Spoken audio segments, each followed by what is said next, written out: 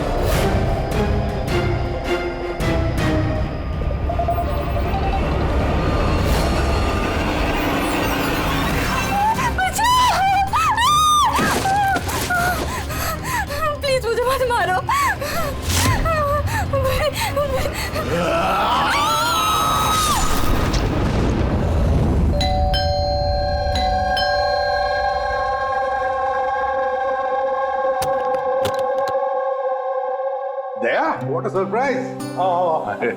यहाँ से गुजर रहा था सर, सोचा अर्जुन को मिलता चलो। ये क्या, तबीयत ठीक नहीं क्या इसकी? देखो, सर्दी हुई है, जुकाम हुआ है। अरे हमारा टाइगर, क्या हुआ आपको? दया अंकल, दादू को समझाओ ना, खांसी और जुकाम तो नॉर्मल होता है, मैं तो इतना बीमार हूँ ही नहीं। अबे ओ नॉर्मल के बच्चे, दादू तू है या दादू मैं हूँ? अरे आप ही दादू हो, लेकिन इतनी चिंता क्यों कर रहे हो? इतनी चिंता क्यों कर रहा हूँ? 10 साल से गायब थे तुम, गायब। अब मुझे मिल गए हो तो पूरी कसर निकाल रहा हूँ। सर, सोचा नहीं कभी आपका ये रूप भी देखने को मिलेगा। मतलब बड़े बड़े क्रिमिनल को धूल चटाने वाला एसीपी प्रद्युम्न आज अपने पोते के एक चीख से परेशान हो गया। दया, इस सबसे प्यारे, सबसे मीठे क्रिमिनल की वजह से है। क्या हुआ, फोन कहाँ है? अर्जुन बेटा, लगता है आपके फोन में ना मेरा एक कॉल आ रहा है ना? तो मैं वो कॉल रिसीव कर लूं? पहले चॉकलेट दो। अरे आज तो मैं ऐसे ही आ गया था, अगली बार मैं चॉकलेट लेके आऊंगा। ओके।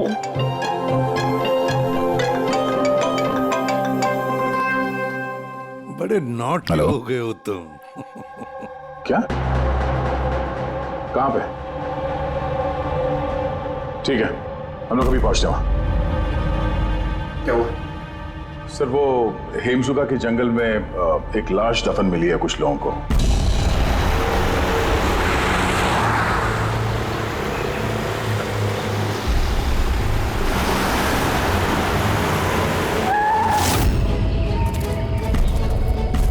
मैम प्लीज, लाश को हाथ मत लगाइए मैम। एक मिनट मैम, आप मैम, लाश को हाथ मत लगाइए please. Ma'am please please ma'am, संभालिए अपने आप को। चाकू घोंप के मारा? नहीं सर, चाकू घोंप के नहीं, गोली मार दी गई है। गोली? तो ये चाकू का निशान? सर, ये चाकू का निशान नहीं है, तलवार का निशान है। Cut cut cut cut cut यार, सुदेश पूरा टेक खराब कर दिया यार। हाँ सर पता है, लेकिन ये तलवार नहीं निकल रही है, देखिए आप खुद, अटक गई है, ये देखिए।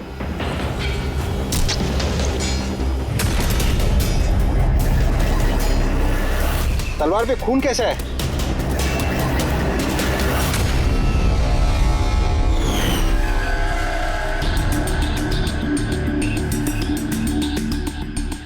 मतलब ये बॉडी जमीन में पहले से दफन थी? जी सर। पेट पे गोली लगी है मैम प्लीज। और छाती पे कहीं भी एग्जिट वुंड नहीं है। मतलब गोली अभी भी अंदर है, बाहर नहीं गई है। सर दूर से गोली मारी होगी और पीठ पीछे धोखे से गोली मारी होगी। या धोखे से मारी है या फिर ये किसी को देख के भाग रहा था यहाँ से। ये औरत इनकी बीवी है? जी सर, ये जो लाश है रविंदर की है, ये उनकी आईडी है और इनकी बीवी मालती।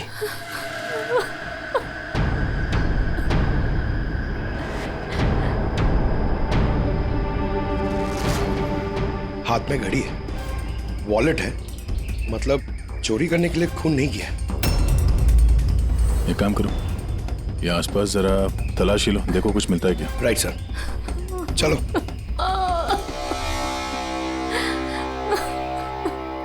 आपने आखिरी बार अपने पति को कब देखा था? आज सुबह 10 बजे। क्या काम करते थे वो? मकान किराए पे छुड़वाते थे और बिकवाते भी थे। मतलब एस्टेट एजेंट। हाँ। आज सुबह कहाँ जाने के लिए निकले थे? एक फ्लैट आज किराए पे चढ़ने वाला था, तो वही चेक करने गई थी कि वहाँ पे कोई सफाई या मरम्मत वगैरह की जरूरत तो नहीं है। सर। हाँ? सर यहाँ आसपास तो कुछ नहीं मिला, ना खून ना कोई सुराग। लगता है गोली यहाँ नहीं चली। क्योंकि सर गोली जंगल में चली ही नहीं। तो फिर कहाँ चली? हो सकता है फ्लैट में, जो आज किराए पर चढ़ने वाला था। आपको कैसे पता?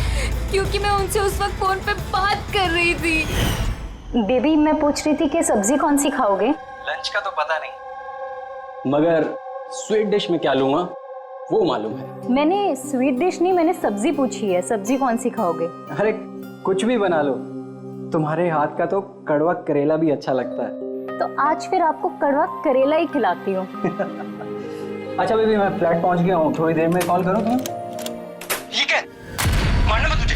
हेलो हेलो, मुझे मत मारना। नहीं। रविंदर, हेलो, क्या हुआ? तुम कुछ बोल क्यों नहीं रहे? हेलो।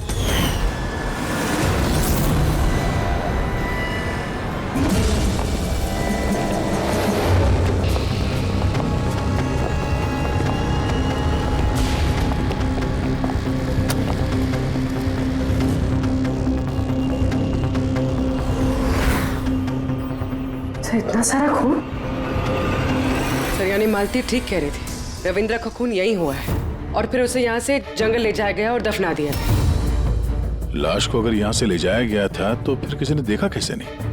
पंकज, जरा वॉचमैन को बुलाओ।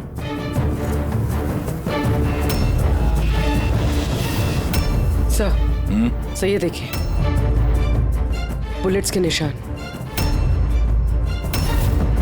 4, 6, 13 बुलेट्स और एक गोली रविंदर को लगी।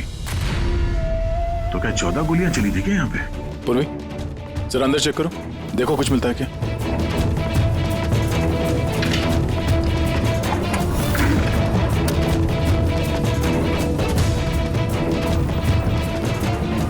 सर ये खून अंदर आता रहो। ये गोपाल है सर। आज सुबह यहाँ इस फ्लैट में खून हो गया। खून? उसके बाद लाश को यहाँ से ले जाया गया। तुमने देखा नहीं किसी को? कहाँ थे तुम?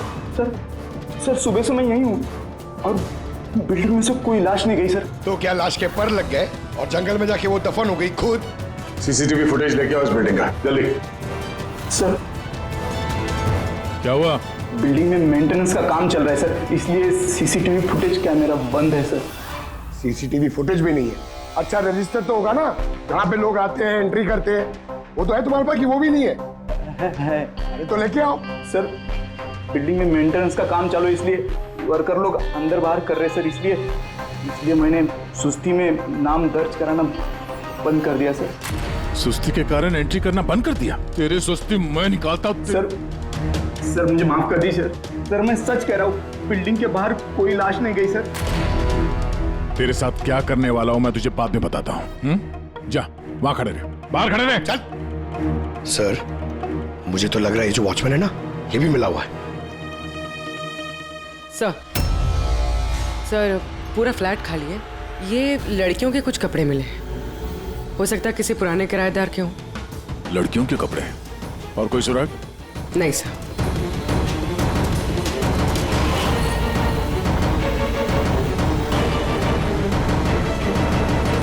लॉक एकदम सही सलामत है, टूटा हुआ नहीं है, कोई फोर्स्ड एंट्री नहीं है। सर अगर ये पता चल जाए कि ये फ्लैट की चाबी किस किस के पास हो सकती है तो मुजरिम तक पहुंचना आसान हो सकता है। फ्लैट की चाबी मकान के मालिक के पास होगी, या फिर किसी पुराने किराएदार के पास, या फिर किसी ऐसे आदमी के पास जिसने इस फ्लैट की डुप्लीकेट चाबी बना ली हो। पूर्वी, इस मालती से पता करो कि यहां इस फ्लैट में पुराने कौन कौन किराएदार थे। साळुंखे, तेरे कहने के मुताबिक रविंद्र पर जो गोली चली वो फ्लैट में नहीं चली? हाँ बस, मैं यही कह रहा हूँ। अरे गोली उस फ्लैट में नहीं चली तो फिर कहां चली? उसकी वाइफ ने हमें उसी फ्लैट के बारे में बताया, और वहां इतना सारा खून मिला हमें। दया, दरअसल जो खून फ्लैट में मिला है वो खून रविंदर का है ही नहीं। रविंदर का नहीं तो फिर किसका खून है सर? मेरे ख्याल से ये पता लगाना तो आप लोगों का काम है। यानी एक और लाश ढूंढनी पड़ेगी। एक नहीं अभिजीत, 4 लाशें। क्राइम सीन पे जो खून मिला है वो 4 अलग अलग लोगों का खून है। 4 अलग अलग लोगों का खून, लेकिन उनमें से कोई भी खून रविंद्र का नहीं है। मतलब 5 खून हुए। हाँ फ्रेडी, 5 लोगों का। तो हो सकता है कि जब ये खून खराबा हो रहा था उस फ्लैट में तो रविंद्र वहां पर पहुंच गया और उसने ये सब कुछ देख लिया। हाँ सर, गलत वक्त पे गलत जगह पे पहुंच गया वो, और खूनी के हाथों मारा गया वहां। सर फिर तो वो बाकी की 4 लाशें भी खूनी ने जंगल में ही दफनाई होगी। मगर 4 लाशें बिल्डिंग से कौन लेके गया होगा और कैसे? किसी ने तो देखा होगा। सर, सर मालती ने मुझे किराएदारों की डिटेल्स दी है। ये फ्लैट 3 साल पहले ही किराए पे चढ़ा था और अब तक सिर्फ 2 लोग रह चुके हैं वहां पे। एक है कबीर, जो 1 साल पहले वहां रह रहा था। हाँ सर, रिटायरमेंट के बाद कबीर जी वहाँ अकेले रहते थे और फिर अमेरिका शिफ्ट हो गए अपनी बेटी के पास। और दूसरा है आकाश। 3 महीने में उसे फ्लैट से निकाल दिया गया। आसपास वालों की काफी कंप्लेंट्स थी उसके खिलाफ, क्योंकि वो एक शराबी था।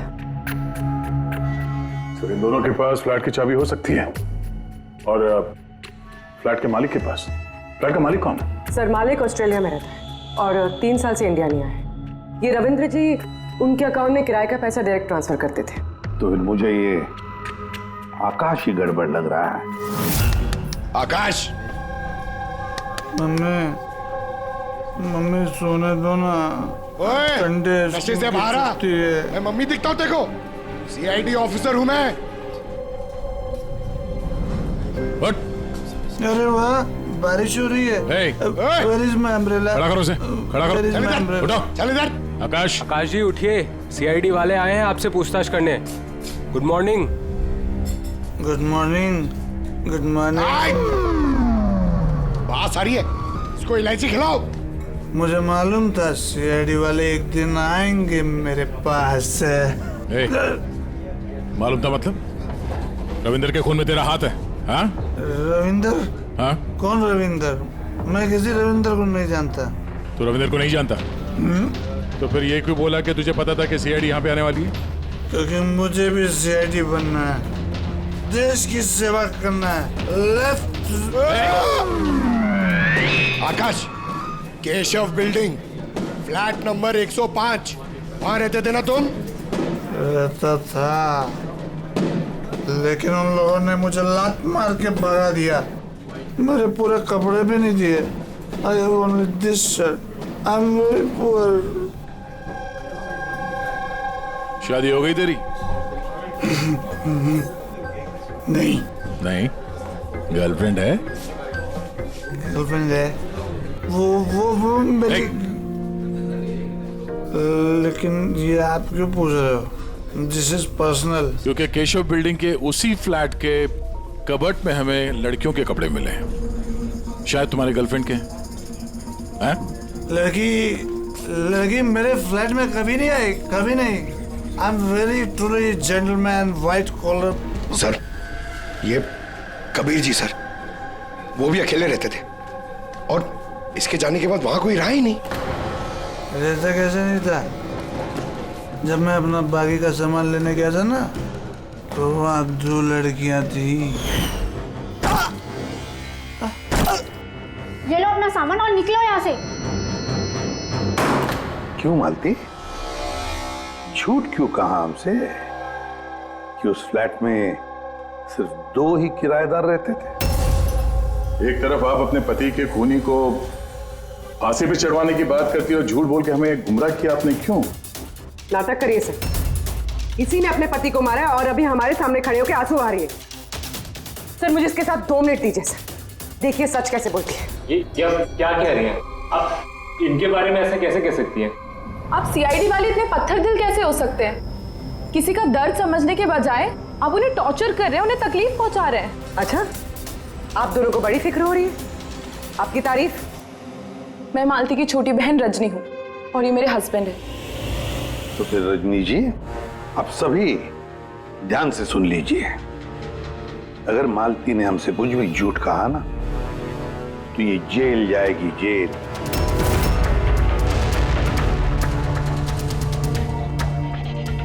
हाँ सर, मैंने झूठ बोला था क्योंकि सर बहुत सारे किराएदारों के हमने रजिस्ट्रेशन नहीं कराए थे। तो गैर कानूनी तरीके से तुमने कुछ लोगों को वहां फ्लैट में ठहराया हुआ था, बिना डॉक्यूमेंट्स और बिना रजिस्ट्रेशन किए हुए। हाँ, ताकि वो रेंट मकान मालिक के बजाय हमें मिल सके। अच्छा, तो इसका मतलब है और भी लोग रह रहे थे इस फ्लैट में इन 2 किराएदारों से पहले, है ना? तो फिर फ्लैट की चाबी उनके पास भी हो सकती है, क्यों?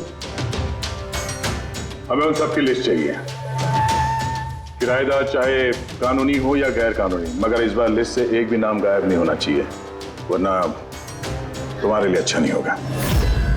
सुषमा जी, दीदी निशांत भैया से डायरी ले आओ। जी ठीक है। ये डायरी लेने बाहर क्यों जा रही है? वो किराएदारों की लिस्ट वाली डायरी रविंदर ने हमारे पड़ोसी के यहाँ रखवाई थी। वाह, ताकि अगर कोई आपके इस घर की तलाशी ले तो आपकी पोल नहीं खुलेगी। रजनी जी, आपकी बहन बड़ी होशियार है, क्यों?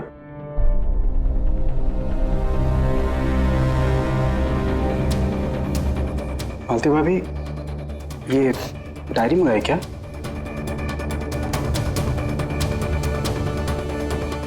भाभी, सब ठीक है ना? सर, हाँ, 8 और लोग हैं। 8 लोग हैं। इनकी कुंडली निकाल लो, खूनी इनमें से कोई एक हो सकता है। सर, लिस्ट में जितने भी लोग हैं उनसे कांटेक्ट नहीं हो पा रहा है। हाँ सर, कुछ नंबर गलत हैं और कुछ बदल गए हैं। मतलब डेड एंड। सिक्योरिटी गार्ड से क्या पता चला? सर वो वही कह रहा है सर, ये 4 लाशें क्या, तो 1 लाश भी नहीं देखी जाते हुए। अजीब बात है सर, उस बिल्डिंग से बाहर जाने का रास्ता तो एक ही है। अगर लाशें वहां से बाहर ले जाई नहीं गई है तो लाशें गायब कहां हो गई? ये सब मेरी वजह से हुआ है बॉस। मेरी गलती है। तेरी गलती है? ये लो, द ग्रेट डॉक्टर साहब की भी गलती करते हैं। हाँ, क्यों नहीं? बड़े से बड़ा आदमी कभी कभी गलती कर देता है बॉस। अच्छे से अच्छा क्रिकेटर भी 0 पे क्लीन बोल्ड होता है, तो मुझसे भी हो गई यार। तो सर, आपको 0 पे आउट किसने किया? उस खून ने जो फ्लैट में मिला था। उन 4 मरे हुए लोगों का खून? यही गलती हो गई बॉस मुझसे। दरअसल वो 4 लोग मरे हुए थे ही नहीं। क्या? मरे हुए नहीं थे? मतलब? मरे हुए नहीं थे मतलब जिंदा थी। पता, जब मैंने उन 4 खून को अच्छी तरह से टेस्ट किया तो मुझे क्या मिला? Storage licence. पंकज, तुम जरूर ये पूछना चाहोगे कि सर ये स्टोरेज लाइसेंस क्या होता है? अरे कमाल है सर, मैं आपसे यही पूछने वाला था। मुझे मालूम था। रेड ब्लड सेल्स जब अपना बदलाव करते हैं स्टोरेज के दौरान, उसे कहते हैं स्टोरेज लीजन। तो वो जो 4 किस्म के खून हमें वहां से मिले थे, वो ताजा नहीं थे, स्टोर्ड थे। एग्जैक्टली। शायद किसी ब्लड बैंक वगैरह से लाया गया होगा। उन चारों ब्लड सैंपल्स में मुझे 4 अलग अलग किस्म की बीमारियों के लक्षण मिले हैं। एक में HIV, दूसरे में ल्यूकेमिया, तीसरे में हार्पिस और चौथे में डायबिटीज।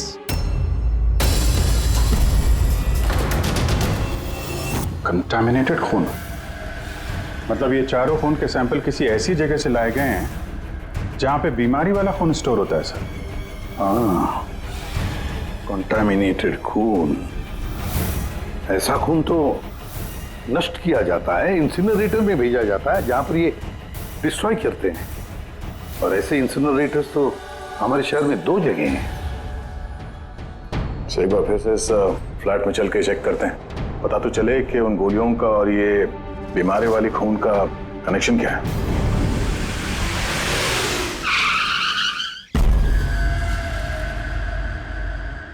केस तो कुछ ज्यादा ही उलझता जा रहा है। अगर यहाँ इस फ्लैट में किसी को नहीं मारा गया था तो इतना सारा खून यहाँ जमीन पे क्यों पड़ा हुआ है, और दीवार पे ये गोलियां क्यों चलाई है? हाँ? सर, जो गोलियों के निशान है वो सिर्फ इस दीवार पर है। इसका क्या मतलब है? इसका मतलब गोली चलाने वाला यहाँ खड़ा था, यहाँ से उसने गोली चलाई। मगर सर, इस इंफेक्टेड खून का क्या कनेक्शन हो सकता है इस केस से?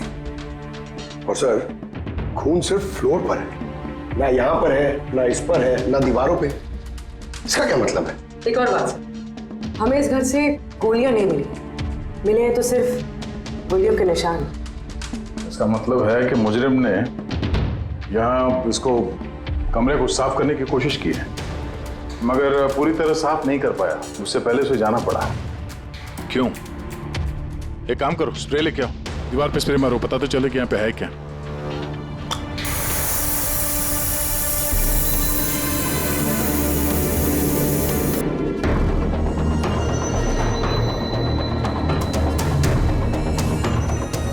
यहाँ पे भी खून के निशान है, नीचे तक है ये तो, सिवाय इस जगह के। सर, ये देखिए, गोलियां यहां लगी हुई हैं, लेकिन गोली का निशान यहां पर नहीं है।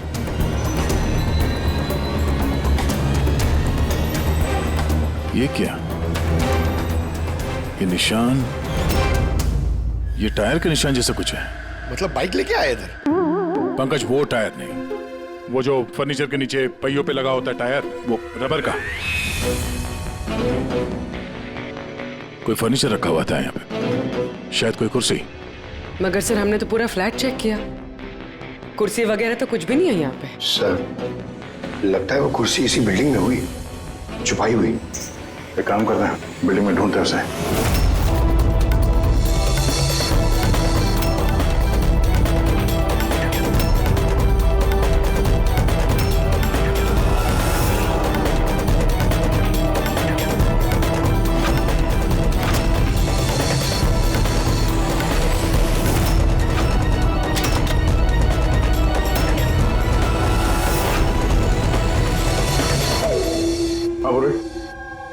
मिल गई कुर्सी।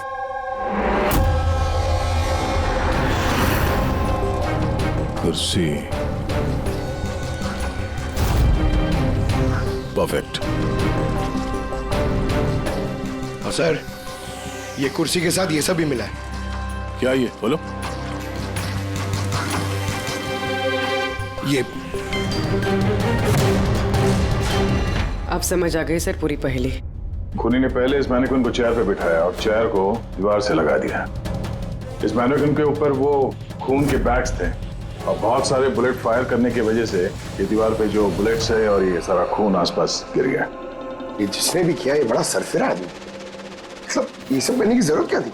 और सर, रविंद्र को इसलिए मार दिया गया क्योंकि रविंद्र ने उसे पुतले पे गोलियां चलाते देख लिया था। सर, आज तक तो एक ही बात सुनिए सर, अगर खूनी किसी को मार रहा हो, किसी तीसरे आदमी ने उसे देख लिया तो उसे मार देगा, लेकिन यहाँ पे तो खूनी एक पुतले को मार रहा था।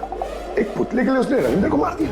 हो सकता है खूनी यहाँ पे शूटिंग प्रैक्टिस कर रहा हो, उसे किसी का मर्डर करना होगा, लेकिन उसकी रिहर्सल वो यहाँ इस फ्लैट में कर रहा था। रविंद्र को मारने के लिए इतनी लंबी रिहर्सल? मगर उसे कैसे पता था कि रविंदर यहाँ आने वाला है? हो सकता है उसकी बीवी ने बताया हो सकता है मालती का हाथ हो इस जुर्म में। अब ये रिहर्सल रविंदर के लिए थी या किसी और के लिए तो बता नहीं सकते हैं, पर ये मुमकिन है कि इस पूरे प्लान का ये रविंदर भी हिस्सा हो। सर, हिस्सा हो या ना हो, लेकिन मरा तो रविंदर ही है। मेरी तो एक बात समझ में नहीं आ रही है कि उसकी लाश यहाँ से जंगल पहुंची कैसे? सर, मानव उस अलमारी की चाबी हमारे पास रहती है जिसमें खून स्टोर किया जाता है, मगर वो अलमारी सिर्फ और सिर्फ कर्नल शिशिर की मौजूदगी में ही खोली जाती है, उनके बिना कभी नहीं। कर्नल शिशिर? जी सर, वो यहाँ के सिक्योरिटी फर्म के हेड है। सर, उनके पास पूरा हिसाब किताब रहता है कि अलमारी में से कब कितने बैग खून के रखे गए और कब कितने बैग नष्ट कर दिए गए। और वैसे भी सर, अलमारी खोलने के लिए 2 चाबियां चाहिए होती हैं, पर हमारे पास सिर्फ 1 चाबी है। सर, दूसरी चाबी कर्नल साहब के पास रहती है हमेशा से। मतलब कर्नल साहब भी अकेले ये अलमारी नहीं खोल सकते क्योंकि दूसरी चाबी आपके पास है ना? नहीं सर, उनके पास दोनों चाबियां होती हैं, जैसे हमारे मालिक विनोद सर के पास होती है। और विनोद सर, आपके मालिक वो कहाँ हैं? सर, वो ग्रीस गया है अपनी फैमिली के साथ वैकेशन मनाने।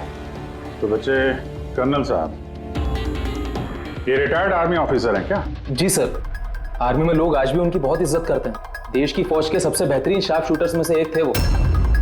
आर्मी छोड़कर उन्होंने अपनी खुद की सिक्योरिटी फर्म चालू कर दी। सर, खूनी जिस तरीके से गोली चला रहा था वहां पे, लगता है गन पे हाथ काफी साफ था उसका। कहीं ये कर्नल शिशिरी तो शामिल नहीं है इस जुर्म में? मिलते हैं कर्नल साहब से।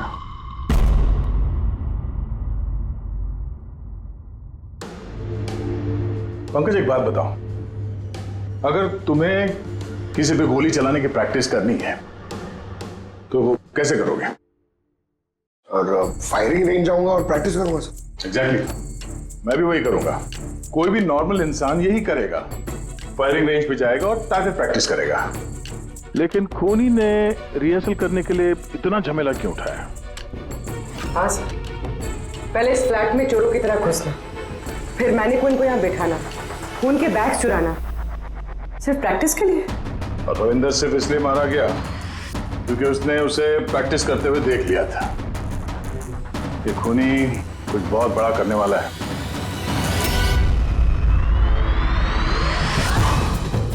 पूरी ट्यूशन देना सर।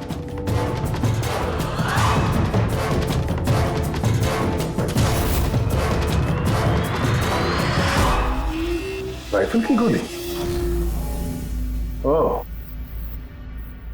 इसका मतलब है गोली चलाने की प्रैक्टिस कोई यहाँ फ्लैट के अंदर से नहीं कर रहा था, कोई दूर बैठ के प्रैक्टिस कर रहा था राइफल की गोली से। हाँ सर, क्योंकि अगर राइफल नजदीक से चलाई होती तो गोली आर पार निकल जाती, कुर्सी में नहीं अटकती। अब समझ में आया मर्डर रिहर्सल के लिए इतनी प्रैक्टिस क्यों। जिसका खून होने वाला है उस पे गोली कहीं दूर से चलने वाली है, कहीं दूर से। सर, आपके कहने का मतलब है कि गोली वहां वो बिल्डिंग से चली है? इतनी दूर से गोली चलाना मुमकिन है? वही तो, मतलब वहां से नहीं तो और कहां से चली होगी? पंकज, एक काम करो, लेजर बीम लो और उस चेयर पे जो गोली का छेद है ना, उसके पीछे से वो लेजर पास करना, एकदम सामने, पता तो चले गोली चली कहां से।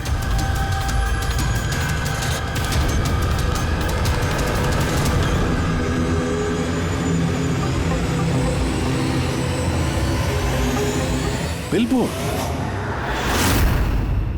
कोई बिलबोर्ड से गोली कैसे चला सकता है, वो भी सड़क के बीचों बीच?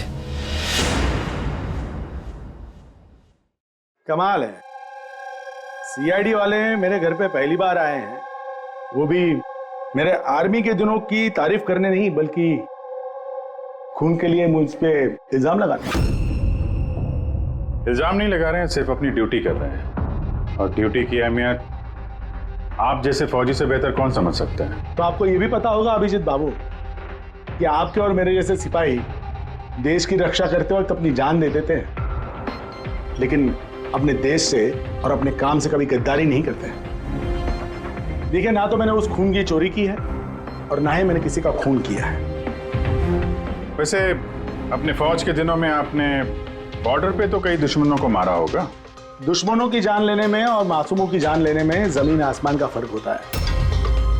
और आपने भी तो कई गुनहगारों को मारा होगा अपनी ड्यूटी के दौरान। क्यों, ये फर्क समझ नहीं आता आपको? आता है, लेकिन ये समझ में नहीं आ रहा कि चाबी सिर्फ आपके पास है, तो फिर वो खून चोरी कैसे हो? उसकी इंक्वायरी मैं कर रहा हूं। जैसे ही मुझे पता चलेगा मैं आप लोगों को बता दूंगा। अच्छा, क्या ऐसा नहीं हो सकता कि आपकी उन चाबियों की किसी ने डुप्लीकेट चाबी बनवा ली हो? बिल्कुल नहीं। अनुशासन समझते हैं आप? डिसिप्लिन। आर्मी की ट्रेनिंग में डिसिप्लिन का बहुत बड़ा महत्व होता है और आज भी मैं अपनी जाती जिंदगी में उस डिसिप्लिन का पालन करता हूं। ये चाबी मुझसे 1 मिनट भी दूर नहीं होती, इसलिए असल जिंदगी में तो क्या, ख्वाब में भी कोई इसका डुप्लीकेट नहीं बनवा सकता। ठीक है, आपका स्टेटमेंट तो सुन लिया, लेकिन अभी तक ऐसा कोई सबूत नहीं मिला जिससे आप पूरी तरह निर्दोष साबित हो सके। इसलिए जब तक ये केस सॉल्व नहीं होता, यहाँ आना जाना लगा रहेगा।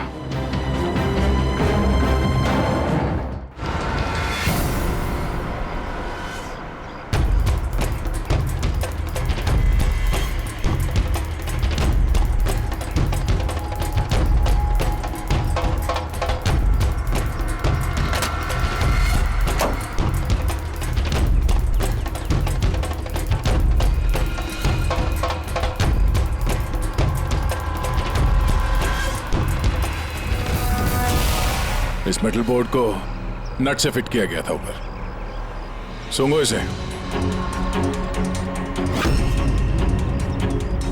ये तो गन पाउडर है सर। गन पाउडर और ये स्क्रैचेस। बहुत लंबी प्लानिंग की थी। क्या लंबी प्लानिंग होगी सर? पंकज खूनी ने इस मेटल प्लेट का इस्तेमाल गोलियों की दिशा बदलने के लिए की थी। जैसे ही उसने इस मेटल प्लेट पे गोली चलाई, इस पे गोली लगने के बाद गोली की ट्रेजेक्ट्री बदल गई और वो सीधे जाके पुतले पे लगी। मतलब असली रिहर्सल इस मेटल प्लेट पे गोली चला के ट्रेजेक्ट्री बदलने की थी, सिर्फ निशाना लगाने की नहीं। सर, क्या लगता है कौन सी बालकनी से गोली चलाई होगी? एक बात तो साफ है, गोली सामने से नहीं चली है। गोली यहाँ इसी बिल्डिंग से चली है, या तो ऊपर से, नीचे से, या फिर अगल बगल से कहीं। पता करना पड़ेगा। कोई ना कोई बहुत जल्द मरने वाला सा है, ठीक उसी तरह से जैसे खूनी ने उस फ्लैट में खून की रिहर्सल की थी। इस मर्डर को होने से रोकना होगा सर, किसी भी हाल में। सर उस बिल्डिंग के एक एक फ्लैट की एक एक ईंट चेक की सर, लेकिन पता नहीं चला कि खूनी ने गोली कहां से चलाई है। अगर इस खूनी ने बेड़ा उठाया रिहर्सल करके ही खून करने का, तो फिर वो वैसा ही फ्लैट ढूंढेगा जैसा फ्लैट उसे वो खून करते वक्त मिले। मतलब सर, असली विक्टिम का जो फ्लैट होगा, खूनी ने ठीक उसी पैटर्न का फ्लैट ढूंढा होगा। हर बिल्डर का अपना एक अलग पैटर्न होता है फ्लैट्स का। एबीसी का अलग, XYZ का अलग। तो हमें उस पैटर्न का फ्लैट देखना होगा सर, जैसे वहां उस रिहर्सल में यूज हुआ था। सर, ये बिल्डिंग तो आकव बिल्डर की है और इनकी कुल मिलाकर 24 प्रॉपर्टीज है पूरे शहर में। मतलब जिसका खून होने वाला है वो 24 बिल्डिंग में से किसी एक बिल्डिंग में हो सकता है। लेकिन 24 बिल्डिंग में से 7 बिल्डिंग्स ऐसी हैं जिसका पैटर्न इस रविंदर के फ्लैट से मिलता है। मतलब हमें 7 के 7 बिल्डिंग ढूंढनी पड़ेंगी। 7 बिल्डिंग, अगर एक बिल्डिंग में 50 फ्लैट्स है तो 350 फ्लैट्स। सब बहुत ज्यादा वक्त नहीं लग जाएगा? पंकज, चाहे जो कुछ भी हो, करना तो पड़ेगा ही। सर, ये कर्नल शिशिर गड़बड़ आदमी है सर। ये सेना में शार्प शूटर था और ये जो खराब ब्लड डिस्पोजल करते हैं ना, वहां का चीफ सिक्योरिटी ऑफिसर है। अच्छा पंकज, ये ब्लूप्रिंट किसका है? ये रविंदर के फ्लैट का है सर, जहाँ पे मर्डर नहीं हुआ था बट रिहर्सल हुआ था।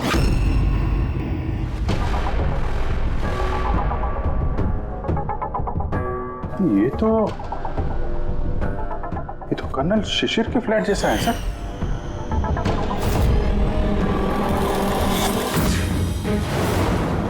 क्या? हाँ सर, ये फ्लैट का लेआउट बिल्कुल कर्नल शिशिर के फ्लैट जैसा है। ये चेयर पे मैंने कोई नहीं, ऐसे ही चेयर पे वो रोज शाम को 4 बजे चाय पीता है सर। ठीक शाम को 4 बजे मैं इस सोफे पर बैठकर अपनी चाय पीता हूँ। ओह, तो खूनी कर्नल शिशिर को मारने का प्लान बना रहा था। 4 बजने वाले हैं, वो कर्नल शिशिर को मारेगा, वो भी आज ही मारेगा। उसे पता है कि हम सीआईडी वाले उसके पीछे पड़े हैं। जल्द से जल्द कर्नल शिशिर तक पहुंचना होगा।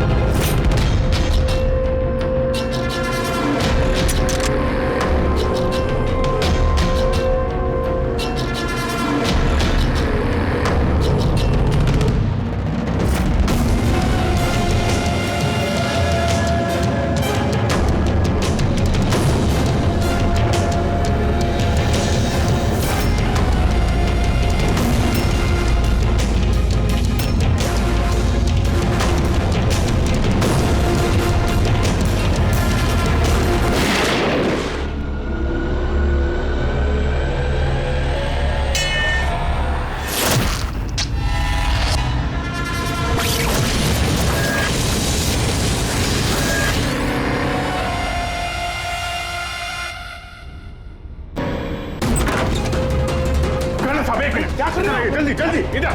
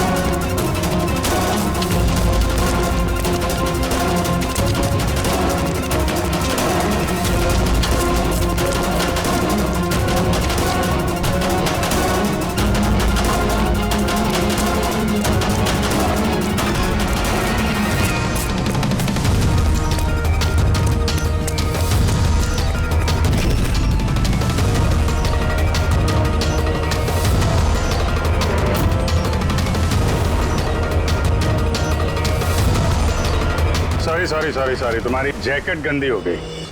क्या करें, हमें पता नहीं था ना गोली कौन से फ्लैट से चली है, इसलिए रिवर्स रिकोशे का सहारा लिया। और उस फ्लैट में जिस दिशा से गोली आई उसी दिशा में हमने गोली चलाई और देखो खून भरी गोली ने तुम्हारा पता बता दिया, मिस्टर उत्कर्ष।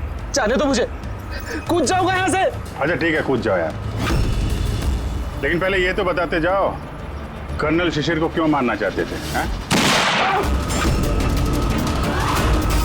छोड़ उसे भाई, मेरे पास आ जा। अच्छा भाई है ये? हाँ जा भाई, मिल ले अपने भाई से, जा। इधर आ तू।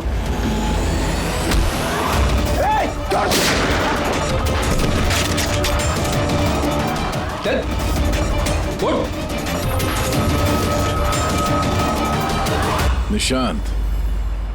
निशांत और उत्कर्ष, तुम दोनों भाई हो। पर किस बात का बदला लेना चाहते थे तुम लोग कर्नल शिशिर से? अपनी बाप की मौत का। इस आदमी ने हम दोनों के सामने हमारे बाप की जान ली। तुम दोनों दीपक के बच्चे हो? मैं आज भी नहीं भूल सकता, जिंदगी में पहली बार ट्रिगर पे उंगली रखते वक्त मेरे हाथ कांपे थे, क्योंकि मैं 2 मासूम बच्चों के सामने उनके बाप को नहीं मारना चाहता था। दीपक एक आतंकवादी था, और अगर मैं उसे नहीं मारता तो उसने जो बम रखा था शहर में, उससे कई मासूम लोग मारे जाते। मर जाते तो मर जाते, कम से कम हमसे हमारा बचपन तो नहीं छीनता। इतना प्यार करते थे हम अपने पापा से। ने उसी दिन कसम खा ली थी कि इस आदमी को हम वैसे ही मारेंगे, वैसे ही राइफल से। इसलिए मैंने पता लगाया कि तुम कहाँ काम करते हो, और फिर उसी कंपनी में नौकरी कर ली। तुम्हारे घर का एड्रेस भी पता लग गया, और फिर किसी ना किसी बहाने तुम्हारे घर आकर मुझे तुम्हारा डेली रूटीन पता लग गया। और उसके बाद मैंने एक ऐसे फ्लैट की तलाश शुरू कर दी जिसका डिजाइन और लेआउट बिल्कुल उसके फ्लैट जैसा हो। जैसे ही मुझे रविंदर का फ्लैट मिला, मैं उसके पड़ोस में शिफ्ट हो गया। मैंने उससे दोस्ती कर ली, और दोस्ती के बहाने उसके घर आते जाते उसके घर की डुप्लीकेट चाबी बनवा ली तुमने, हाँ? और फिर मैंने उस खून वाली अलमारी की भी डुप्लीकेट चाबी बनवा ली, कंपनी के मालिक की चाबी की मदद से, उनके ग्रीस जाने से पहले। जब रविंद्र फ्लैट में आया तब क्या हुआ? उसने मैं मर्डर का रिहर्सल करते हुए देख लिया। अगर मुझसे नहीं मारते तो हमारा पूरा प्लान चौपट हो जाता। और फिर निशांत उसे घर के बाहर लेकर गए। सुन, ज्यादा होशियारी की ना तो वहीं गोली दाग दूंगा। चल अंदर। और मैं पीछे घर के अंदर ही रुक गया, साफ सफाई करने के लिए। उसके बाद निशांत रविंदर को जंगल लेके गया और वहीं पे मार डाला, और उसकी लाश भी वहीं दफना दी जंगल में। हाँ, अगर वो बेवकूफ लोग वहां फिल्म की शूटिंग नहीं कर रहे होते तो तुम लोग को ये लाश मिलती भी नहीं। भूल गए तुम कि कोई भी गलत काम, कोई भी जुर्म छुप कर नहीं रह सकता, सामने आता ही है। एक बात बताओ उत्कर्ष, फ्लैट की साफ सफाई करने के बाद भी वहां पर खून कैसे मिला? क्योंकि इससे पहले मैं पूरी सफाई करता, आप लोग वहां पर आ गए। मैंने दीवार से गोली निकाली, उसके ऊपर का खून साफ करा, टेरेस पर कुर्सी और मैनिक्विन रखकर वापस आ ही रहा था कि वहां आप लोग आ गए। तब जेल की सलाखों के पीछे बैठकर बदले की आग में क्या खोया क्या पाया, ये सोचते बैठना, कानून तुम्हें कड़ी से कड़ी सजा देगा।